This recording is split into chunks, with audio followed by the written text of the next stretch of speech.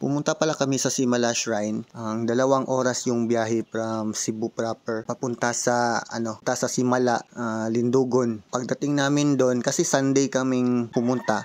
So inexpect namin na marami talagang tao kaya 5 AM bumiyahe na kami from Cebu City papunta doon. Pagkarating namin around 8 AM, mataas na yung pila.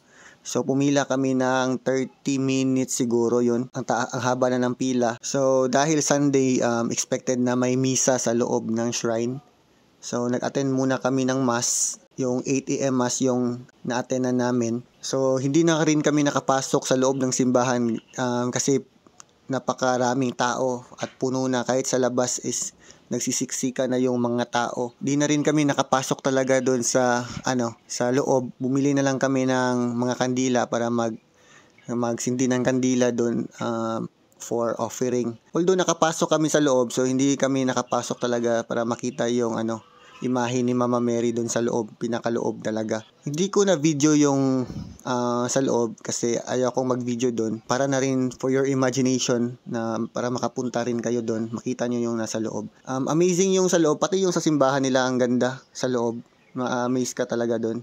Although this is my second time and nakapasok na rin ako doon. May kasama kasi kaming hindi pa nakapasok, so hindi na rin sila nagkaroon ng chance na makapasok talaga. So ayun, we offer our prayers sa pagsindi ng mga kandila and saka umuwi na rin kami after. Maganda yung place talaga. So parang castle, mga old mga medieval castle. So maa-amaze ka sa lugar. And kaya lang pag Sunday talaga ang daming tao. So